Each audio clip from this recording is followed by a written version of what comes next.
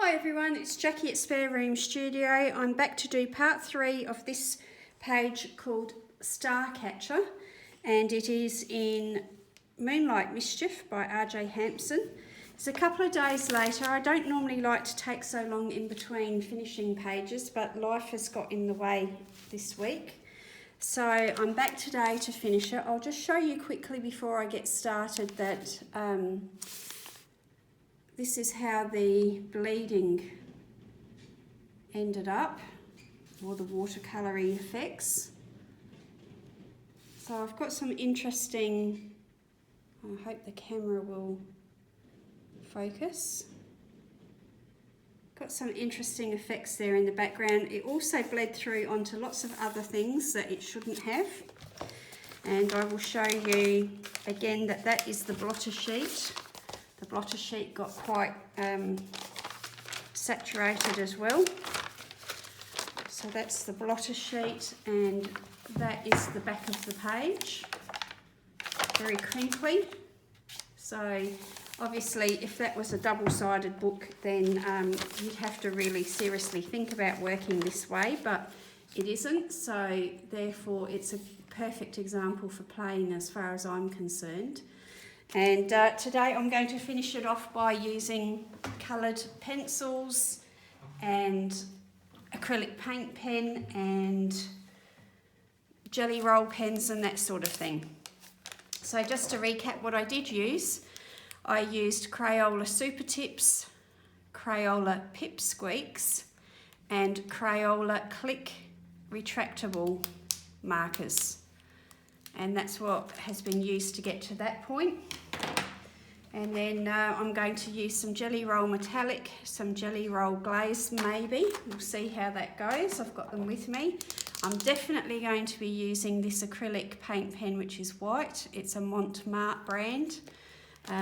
It's not overly expensive, but I have found it to be perfectly adequate for my needs.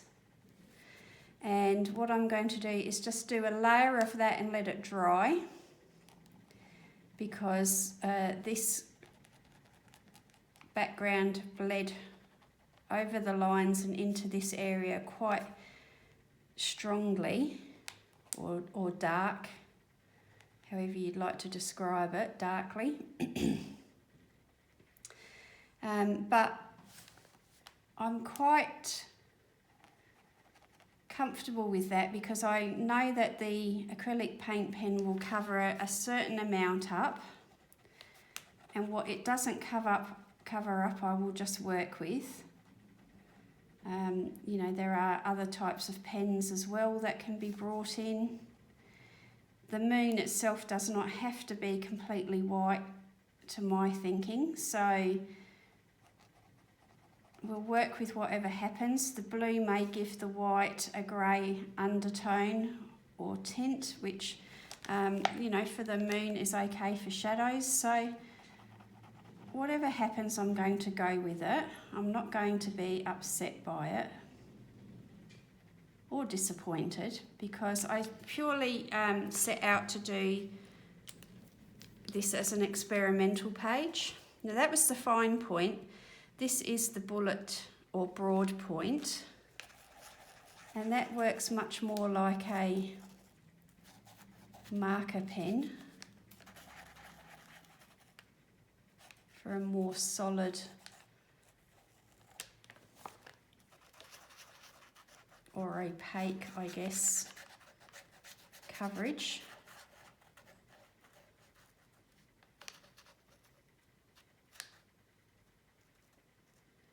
And clouds and moons, to me, don't have to be pure white, so,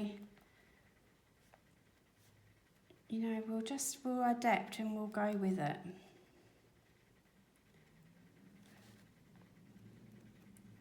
Now, I apologise if there is any background noise in this video. It is unseasonably warm here today, 20 degrees Celsius my outdoor thermometer is saying, which for the middle of winter is quite mild, even by our standards. But it is incredibly windy. We've got another front coming through later today, but at the moment it's warm but so windy. And that's the roofing, plastic roofing that's on my outdoor area outside the window. And I've also got several windows open in the house, so the wind is whistling and howling through the house. But I thought this was a perfect opportunity while I'm home to help desensitise our rescue dog Hamish, and he's actually down beside me here at the moment, and he's curled up fast asleep, so it's not bothering him right this moment. So I figured it's a great opportunity when it's not wet as well to have everything open, a bit of noise going on. He can sort of get used to it. I'm getting fresh air into the house and everything, so we're serving quite a few different purposes here. So I've got to try and remember to keep you in frame. So to start with, I'm going to have a go with my Crayola pencils because for demonstration purposes it would be really ideal if I can try to keep this wholly and solely as a Crayola demonstration. This is called Tropical Rainforest. So if I can keep it to Crayola products just for demonstration purposes, I think it's pretty neat when you can do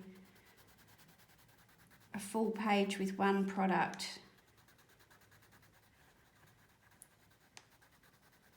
especially if it's a budget product. If you can get that full page sort of done with it, it's great for showing people what is possible. And I've said it many times, but I'm really quite interested in showing you what can be achieved with limited means.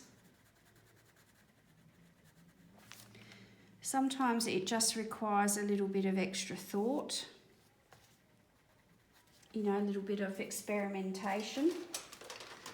I've remembered to bring my trolley down with me today. I've got one of those IKEA trolleys on wheels that I've got a lot of my bits and bobs in that I use all the time. I've got them in one of those trolleys so that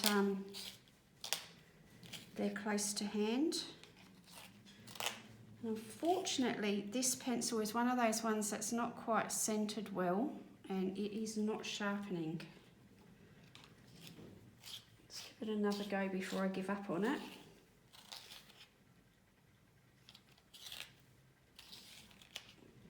Yeah, this is actually why it is as short as it is.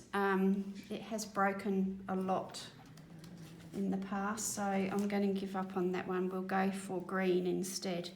And that is one of the major drawbacks that I have found with Crayola pencils, is that the wood casing is extremely hard on them, which can make sharpening very difficult. And if the pencil is not quite centered, or indeed maybe the pencil's been dropped before you've even bought them, it is not going to sharpen no matter how great your sharpener is. My goodness, that is really howling now.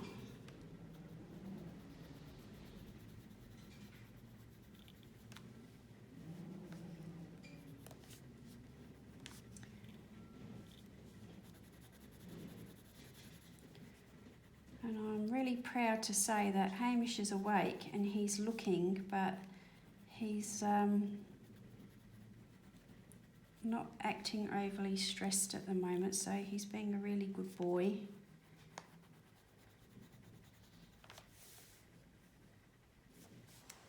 So I'm just randomly putting colour in here. I don't want to colour all of the areas that have the watercolour wash on. Some of it is good and needs to be, you know, covered up, but not all of it needs to be coloured up.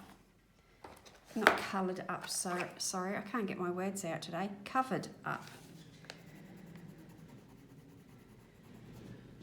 But some of it does.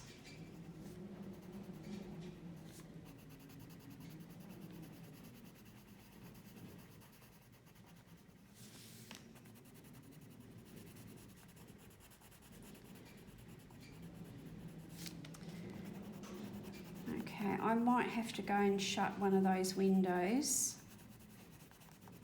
because it's annoying to me to listen to it, and I hope it's not coming across on the video.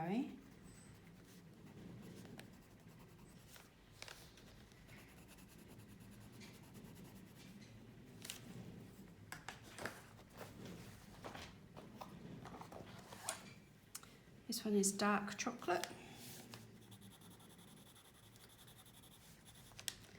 Now, I did damage the paper quite a bit with all those washes. If you have watched part 1 and 2, you'll know that in part 1, I absolutely flooded the paper. Even by my standards, it was incredibly wet paper.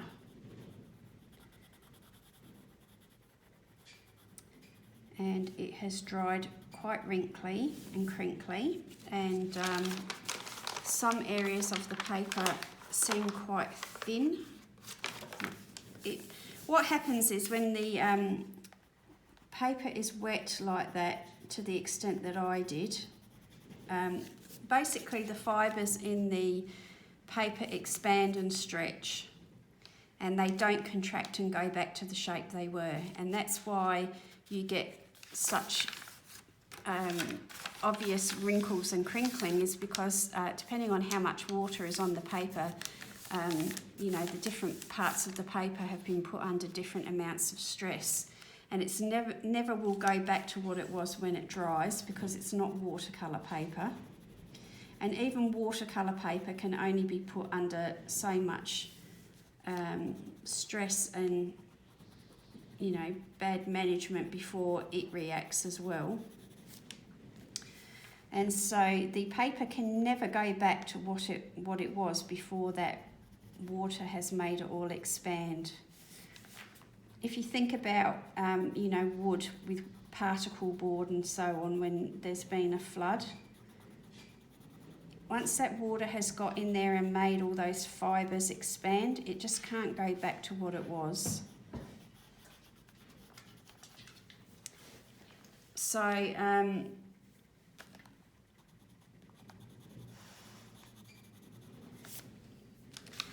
what I think it does too is when it's very wet and you keep working over it when it's wet, it's almost like the paper stretches out.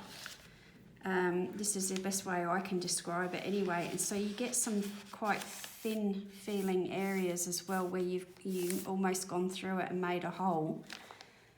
That can't be recovered, and so when I go back over here with a pencil, occasionally I find little spots where it feels like that pencil is going to go through it, especially if the pencil's very sharp.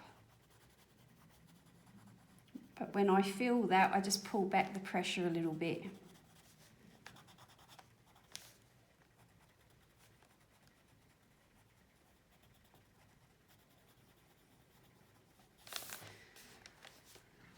So of course, as we've discussed before, there are many different types of paper. They've been constructed in different ways. They've got different properties. Different things have gone into making it. So you're never going to get two different types of paper responding completely the same way, which makes it very important to do your tests and so on. If you purchased good paper for creating original art, you will have spent a decent amount of money on it. Good paper is not cheap, and so therefore working in ways that I do is not going to be very popular with a lot of people. because when you've invested your money into something, you don't necessarily want to trash it like that. And I understand that, and I fully agree with it, you know, when it comes to creating art, and you want something that's going to last. You want your investment to be worthwhile, and so on, so on and so on. You're not going to treat it as poorly as what I'm doing. This is called Arctic Lime. I think it's meant to be one of those neon or fluorescent colours, but it doesn't always show up very well.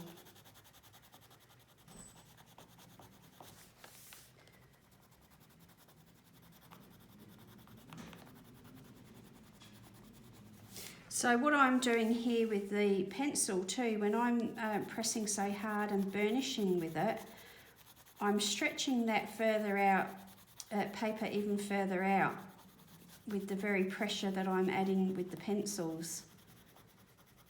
And so when you think that this is just an Amazon printed book, I am actually putting it under an awful lot of pressure, and I'm surprised that I get some of the results that I do when I treat it so poorly.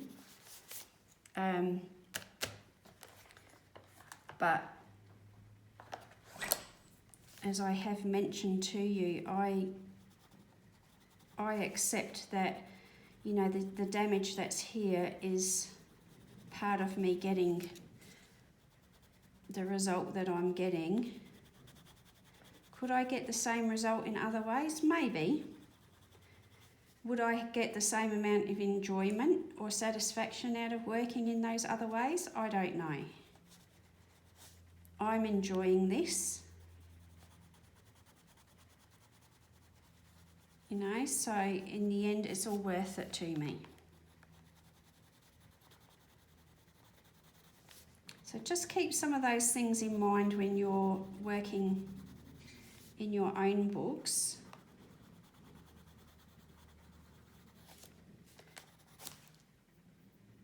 Sometimes, you know, to just push the boundaries and see what can be achieved, you do have to accept some small losses.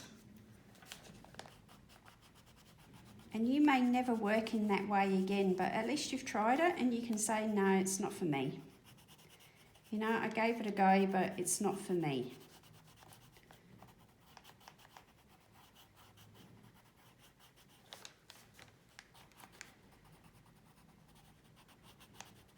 We all have very different tolerance levels for certain things in all aspects of our life, not just, you know, our little colouring hobby and what we're doing here.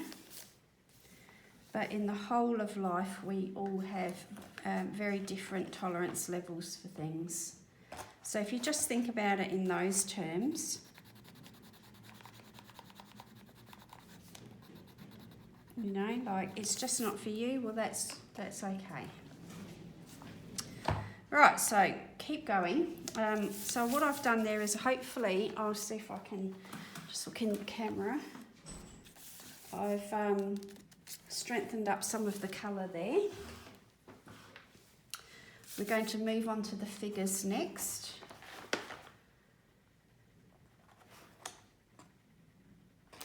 I really do like that Crayola Click retractable pen in the marigold.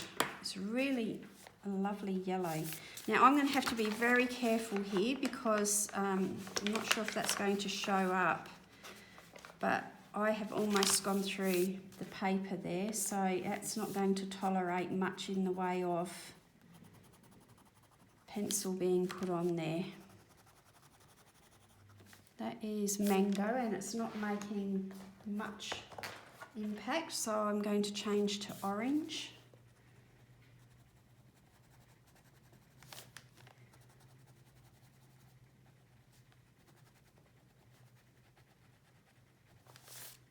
There is a bit of tooth to this paper, and I do find that when I rough the paper up with working with the water and so on, That can add a little bit of texture to the paper as well, but this paper has been under a lot of stress and it's not going to cope with a lot of pencil on there.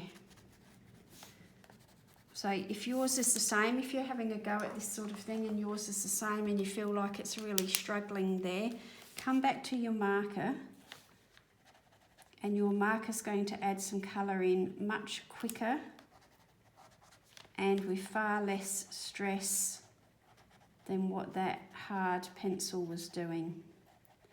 Now, a soft pencil, of course, might be completely different, like a Prismacolor or something like that. You might be able to cope with some Prismacolor on there, but these Crayolas are not working very well.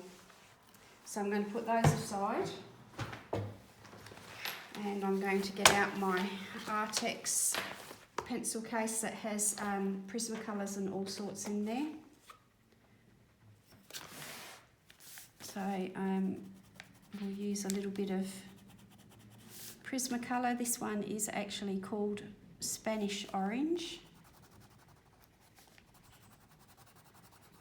And I'm pushing that paper to its absolute limit. It is struggling.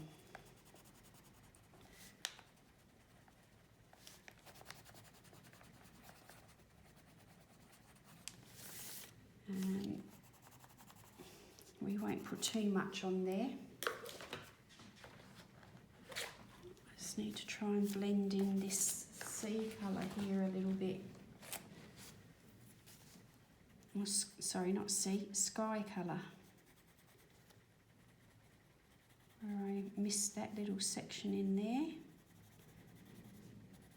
Just to help blend that in.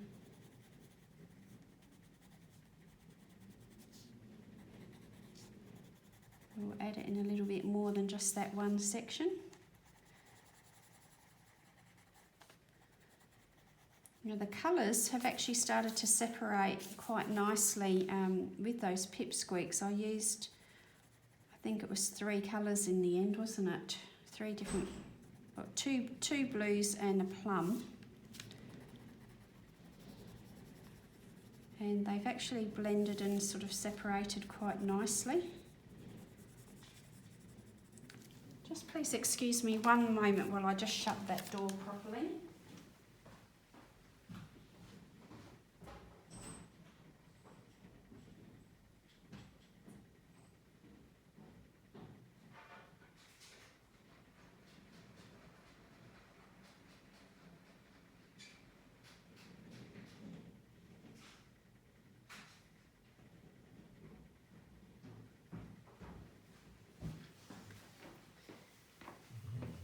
Okay, so Hamish is giving a little grumble there as well. That really was blowing in extraordinarily strong.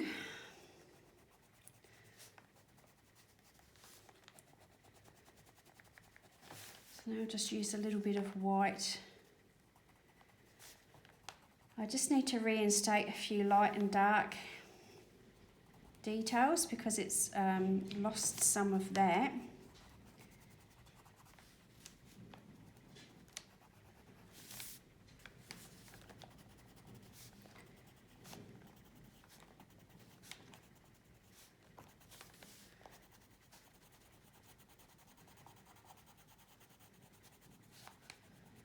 Lighten a few areas up. That little bit in there is just far too light. This is beige, so we'll just tone that down a little bit.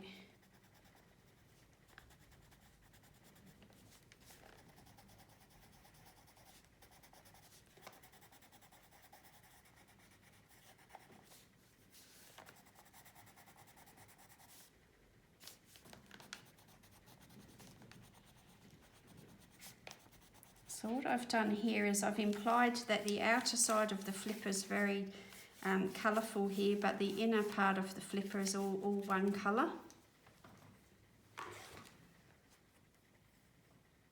You know, like the underside of the flipper.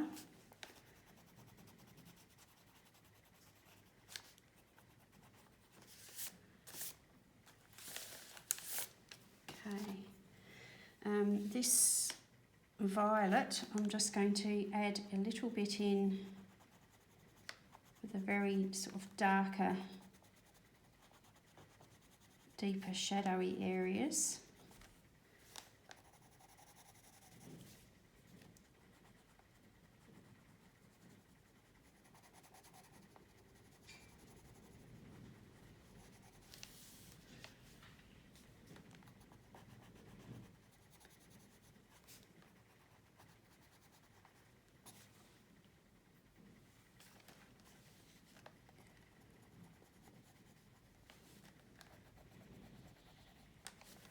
And then I'll use a little bit of the white to just suggest where I need a couple of lighter areas.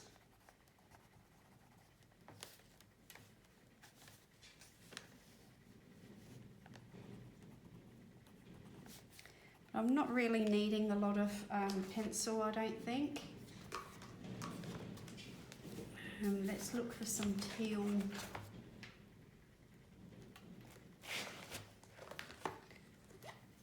This one is called Jade Blue.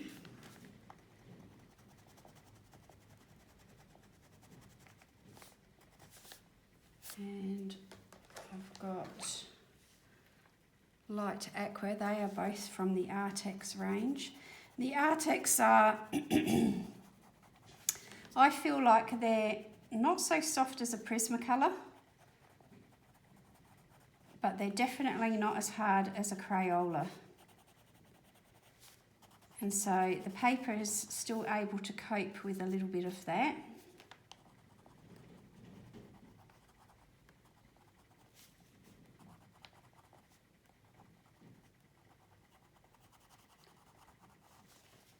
If it wasn't, I would be using all Prismacolor, but it is coping with this Artex a little better than what it was with the Crayola.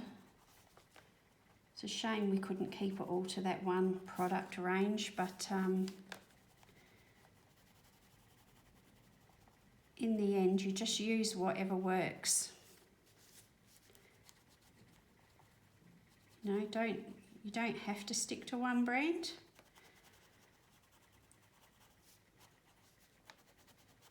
I just thought, for demo purposes that it might be interesting, but you just certainly don't need to.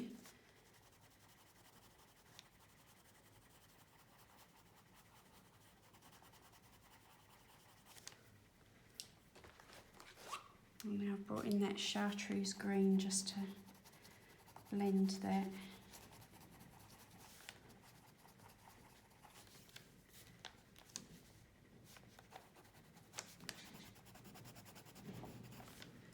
Okay.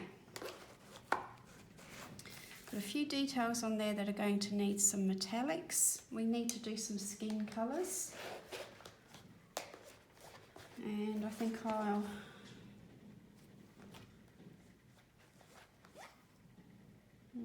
dark salmon.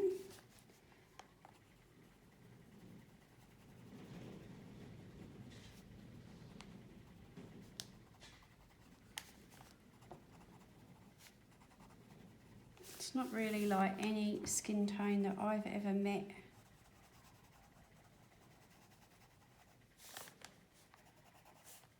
Someone, but it will do.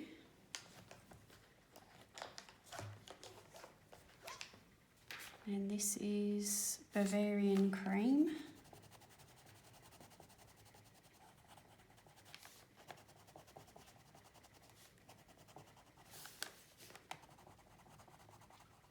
And because the area is so small, I'm not worrying about doing lots of blending here.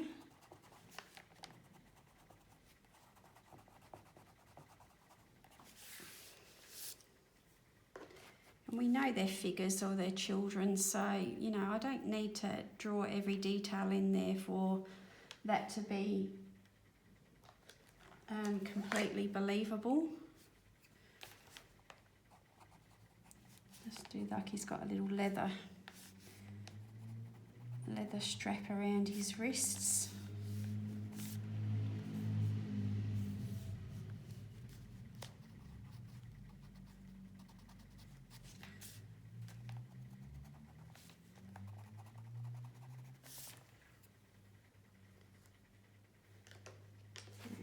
let's see how the Prismacolor covers up some of this.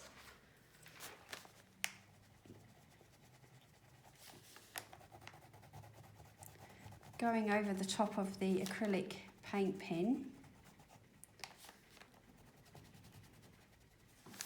And then what I'm going to do with those craters in the moon, I'm going to use, this is Powder Blue by Prismacolor.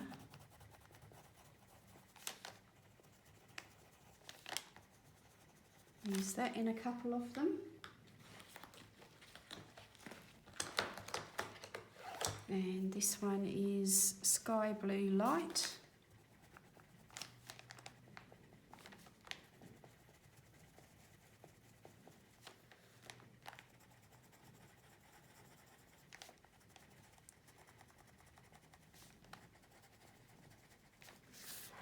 And then also with that Sky Blue Light, just need to sharpen that.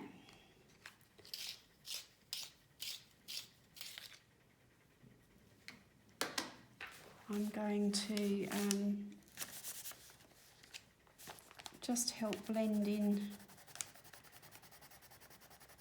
some of these areas that are a little bit sort of clumsily, you know, hard edges and abrupt changes that perhaps could do with looking a little bit more blended.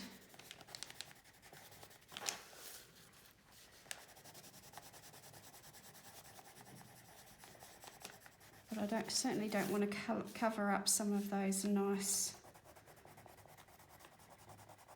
effects that I've got. I just want to soften up some of the details. And in other places I just want to blend it in a bit better. It's all very random. It's a little bit difficult to explain why I'm choosing to do some of the areas that I am, but it's just where, you know, something looks really odd, like in here there's a hard edge and it doesn't quite look right. I'll just, you know, go over it there and soften it off.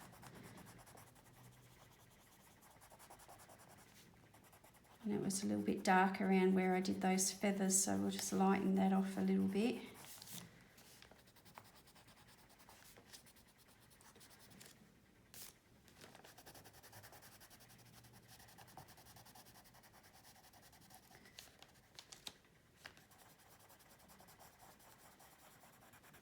And we can also do that with the Prismacolor white as well. Just bring in some little bit of white here and there just to brighten some little spots up.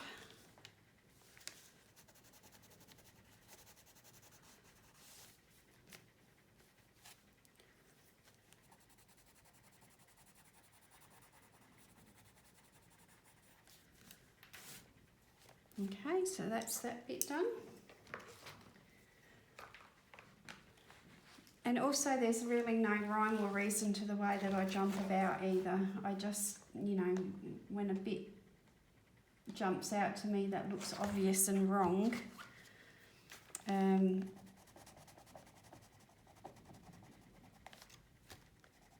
that's when I think, okay, well, what does it need?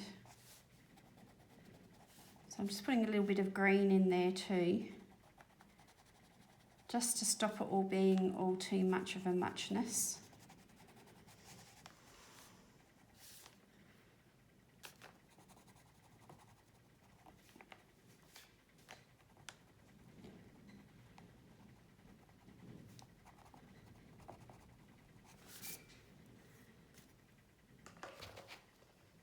I still don't really know what I want to do with those swirly bits, which is a bit of a worry because I'm getting very close to the end. And I usually find once I start putting metallic gel pen on, I need to sort of be close to the end because it takes a little while to dry, and I've so often smudged it because I go back and work over it. So I'm giving her a little silver crown. I've done that because I just felt like gold would not stand out against all the yellow that we've got there. I do have some metallic greens and blues here, so I'm going to go for the blue.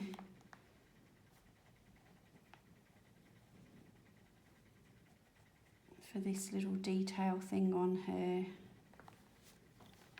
arm there, and just in the middle of there, and on that detail on her jacket.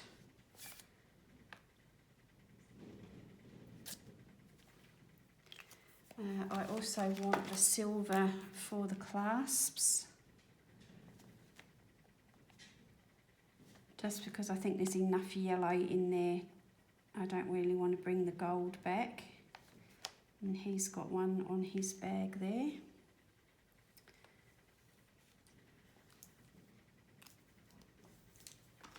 Could maybe use a little bit of the gold here, just try not to smudge anything. But I might actually put a little bit of gold around the eye of the fish there, just to make it shiny.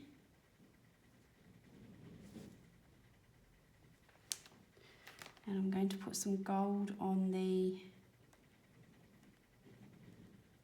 staff, I don't know, club, whatever it is that girl's holding.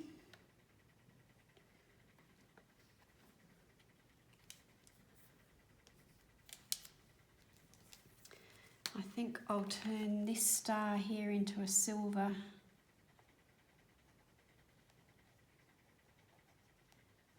star. I might also just do a few little dots around that one. Because there's a dark background, you can see the silver in certain light. You probably won't on a photograph.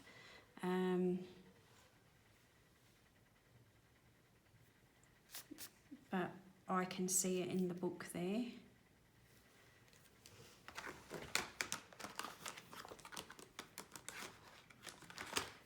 And I think what I might do is use the pen here to make that look like some sort of beads rather than a metal.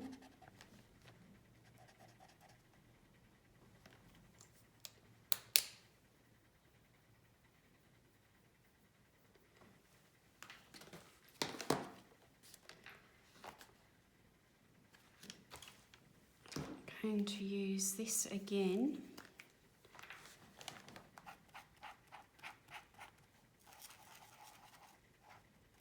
Sometimes once that first layer has dried, I will come back and do a second layer of that, just to try and make it a little bit brighter.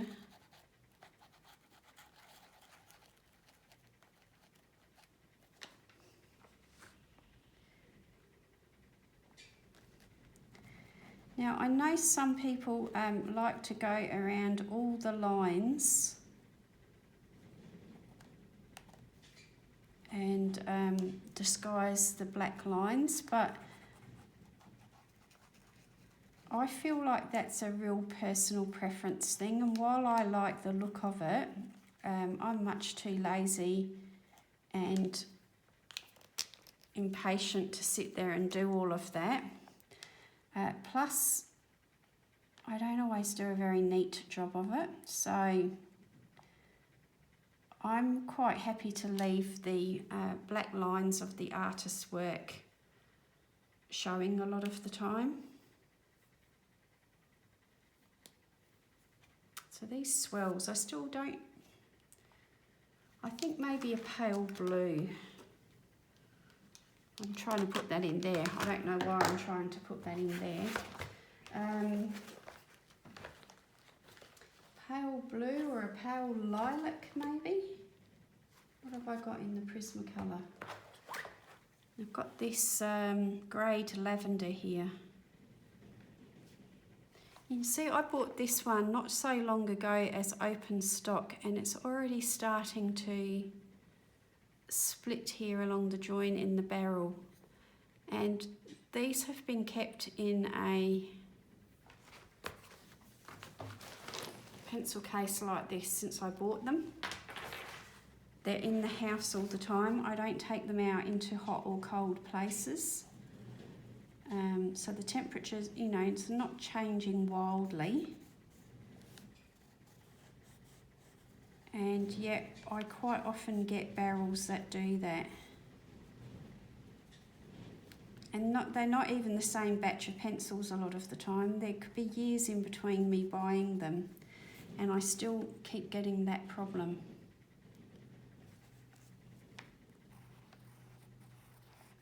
And it's frustrating because it makes it very difficult to sharpen the pencil once that's started happening, because the blade catches on it. And you might be sensing a theme here, but I'm far too lazy to sit there with a craft knife and sharpen pencils.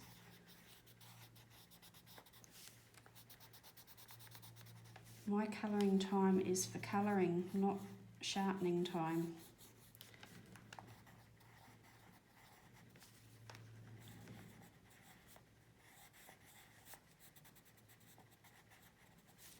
So along with that colour, I'm going to incorporate the sky blue light.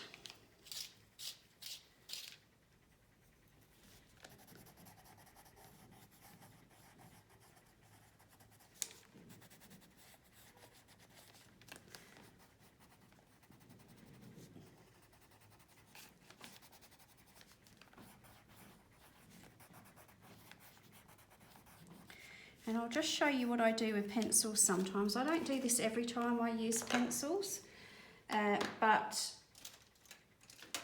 I do it a reasonable amount. Let's make sure it's clean first. I know I was using it with blue the last time. So this is an old alcohol marker, which was a Prismacolor alcohol marker, like this one here. And it completely dried out. There's absolutely no colour left in it at all. And so what I do is use this low toxic solvent by Langridge. Is usually the brand that I use because it is easy to source in art shops near me. So I use that, and I get one of these little pipettes, and I take one end off of the marker and I drop some of that into the marker, close it up again. And so it has low toxic solvent in it now. And then I use that if I want to try and blend out some of the lines or texture that I've got going on with my coloured pencil. I will just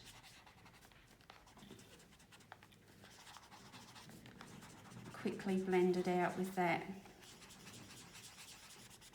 I do have blender pencils, and I do use them occasionally as well. It all depends on what the paper is, what the page is, what the effect is that I'm going for, and then clean it off on a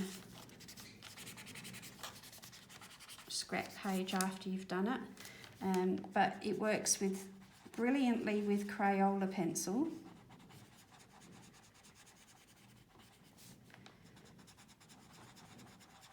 I've used it with pretty much all the pencils that I own. I have at some stage or other used this method.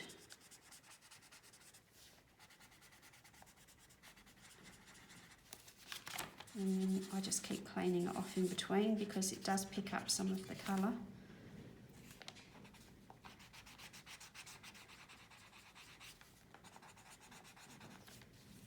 So if you want to get rid of any of those textural lines or whatever from the pencil, this is a very handy method of doing it. You could use one of those paper stumps, but the feeling of this particular nib in these Prismacolors, it's a very old one. I dare say it's over 10 years old, but the actual texture, feeling of this nib is very soft and nice. And so I find that for me it's much better result and feeling than I get with one of those paper stumps.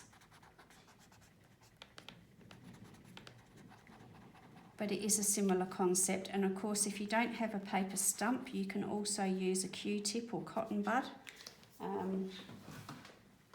If you're not sure what I mean by that, I mean one of these things. You could dip that into solvent and blend with that as well.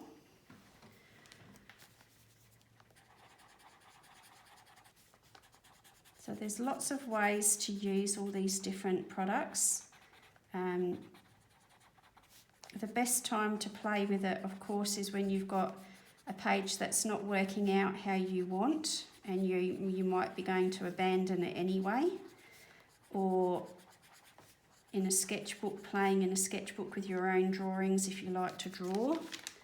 I certainly don't recommend that you wait till this late stage of a page and then decide to incorporate a new supply or technique or something like that when you're at this late stage, because if it doesn't work or it potentially ruins something, you're going to be really upset.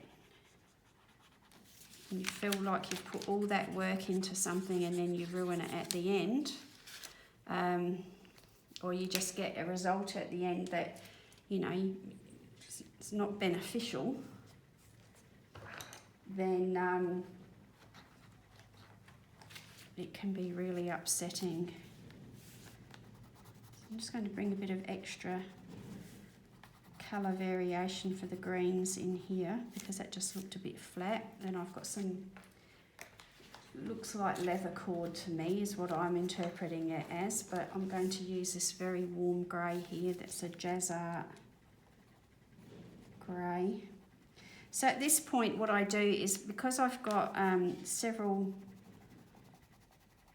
open stock purchases, I've got, you know, the remnants of sets where I've only got a couple of colours left, or it was only a small set of 6 or whatever to start with.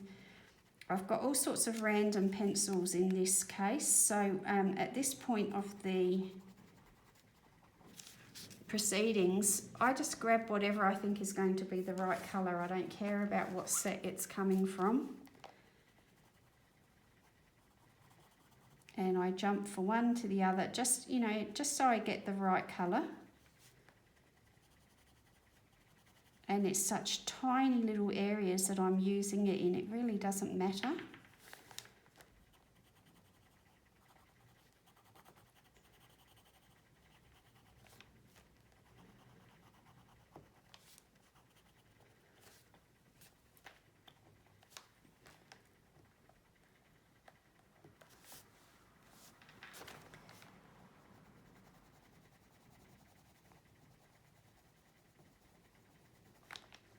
So if I have a case out and it has purely just one pencil set in and that's all I've got close to hand, then that's generally what I use. I don't go looking in all the various sets, picking and choosing colours.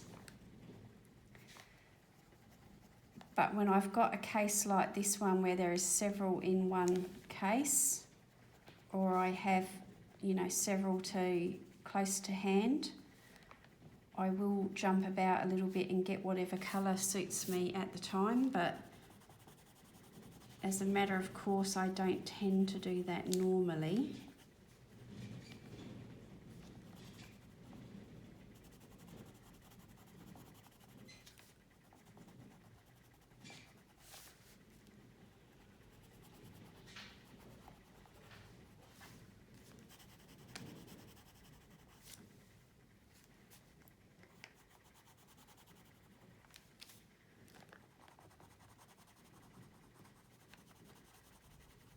So what I'm doing here is just darkening up any of the areas where I feel like there needs to be a bit of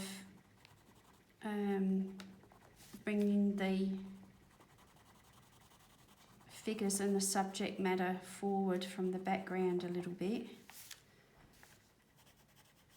I'm just darkening up behind things with this. This is called pigeon blue. It's a really unusual blue, but it's almost got like a grey, maybe, tinge to it.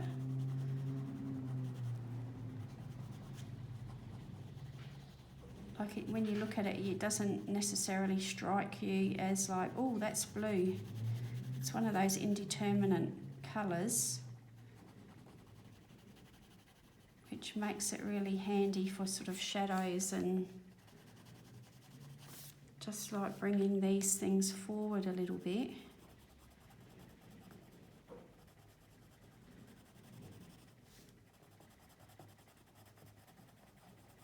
Without really adding a lot of vibrant colour. I hope these things are making sense, because sometimes once it's out of my mouth I just think, I hope that is making sense. Some things can be very difficult to describe or explain fully when you're not a you're not a teacher. You're just trying to explain and describe the things that you do from instinct and on automatic pilot a lot of the time.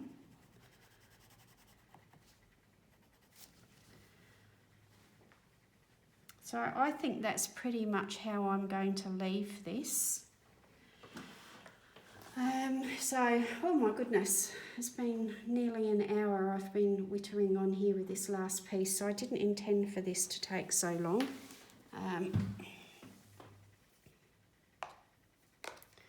I apologise for that.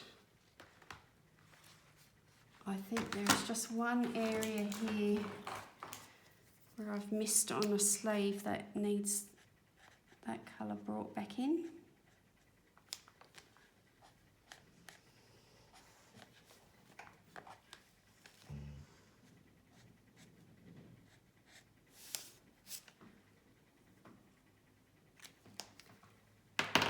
And a little bit more of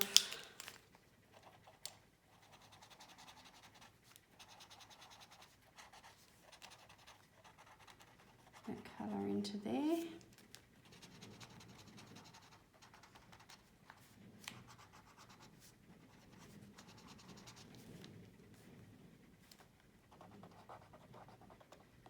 And we're going to call that one quits. Now, there is something that I thought about afterwards that I could have done here, and I completely forgot at the time.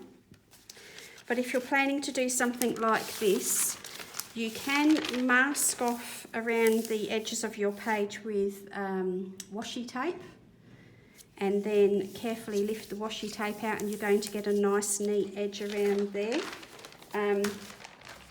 Only problem with that is when you use as much water as I did, it can seep underneath the tape anyway, so that's another thing that needs a little bit of playing with till you work out your preferred way of using it.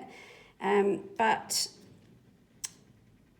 I actually don't mind this. I've gone right up to the edge in some parts here, other parts I've got that really rough, it's, you know, like it's random, very untidy edge, but that's something that appeals to me. If that doesn't, if you don't like that sort of thing, perhaps then I would try the washi tape, or you could even just draw a lead pencil, graphite pencil line around and paint up to the edge and then rub the line out, if that's you know, something that would be better for you.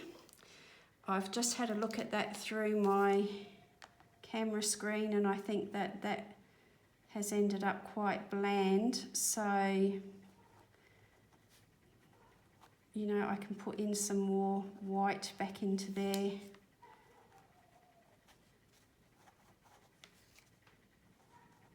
Over the top of that coloured pencil that has been blended.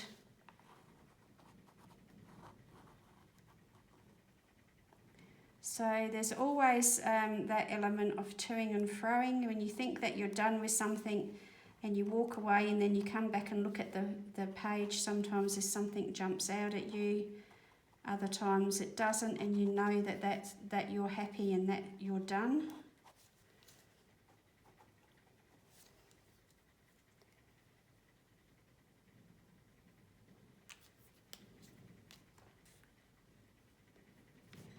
But yeah, I'm going to leave it there. So let's see if we can get this camera to focus. So in here is where I use the Prismacolor and then use blending solution, the low toxic solvent over it.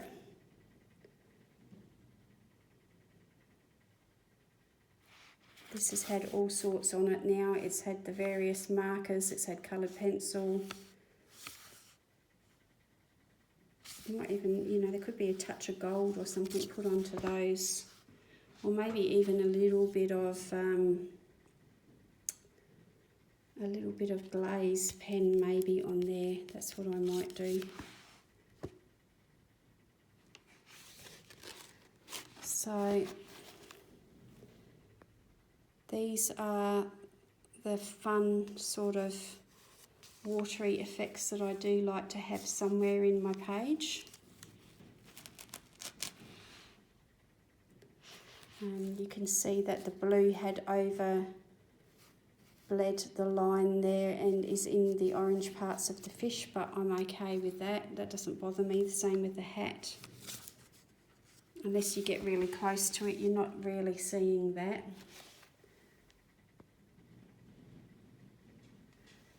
So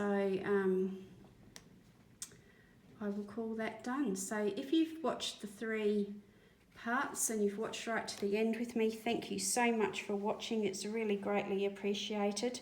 I hope that you've got something out of it, giving you some ideas of what you can use your supplies in different ways. And looking at that now in hindsight, I probably should have made this a different colour. In fact, I might bring some of these colours into there so that it stands out from the turtle a little bit more. But there won't be any major changes before it gets photographed and put up onto Instagram. You will see this page will appear in my completed pages for the end of month as well for July. Okay, I hope you're all well and you continue to enjoy your colouring time, and I will see you in the next one. Bye for now.